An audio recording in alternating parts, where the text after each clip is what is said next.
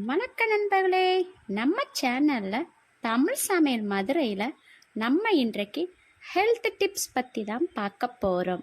அதுக்கு முன்னாடி நம்ம சேனலுக்கு நீங்கள் புதுசுனா ஃபஸ்ட்டு சப்ஸ்கிரைப் பண்ணுங்கள்.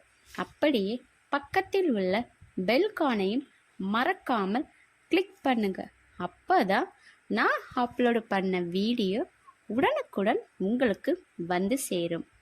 நம்ம இன்றைக்கு துவரம் பருப்பு பயன்கள் பற்றி தான் பார்க்க போகிறோம். வாங்க வீடியோக்குள்ளே போகலாம். இந்த வீடியோவை முழுசாக ஸ்கிப் பண்ணாமல் பாருங்கள். அப்போ தான் இதன் பயன்கள் முழுசாக தெரியும்.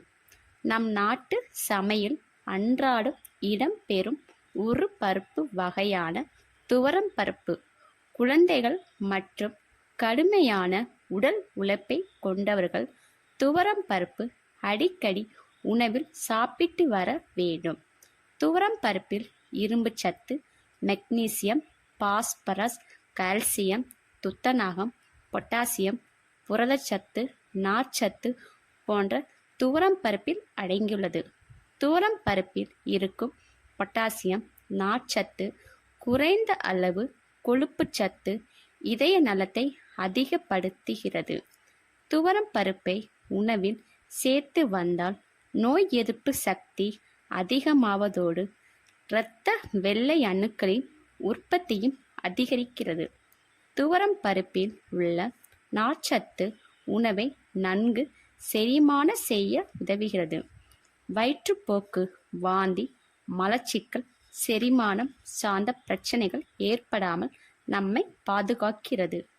கருவுற்ற பொண்ணுக்கும் தேவையான சத்துக்களை துவரம் பருப்பு வழங்குகிறது.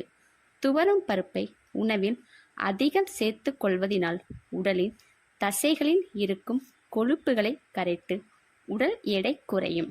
துவரம் பருப்பு என்னென்ன ரெசிபிகள் பண்ணலாம்? துவரம் பருப்பு துவையல், துவரம் பருப்பு சாதம், துவரம் பருப்பு சட்னி, துவரம் பருப்பு சாம்பார், துவரம் பருப்பு அடை. மேலும் இது போன்ற ஹெல்த் டிப்ஸ் தெரிந்து கொள்ள நம்ம சேனலுக்கு சப்போர்ட் பண்ணுங்க. மறக்காமல் லைக் அண்ட் ஷேர் பண்ணுங்க. மேலும் சுவாரஸ்யமான ஹெல்த் டிப்ஸ் தெரிந்து கொள்ள கமெண்ட் பண்ணுங்க.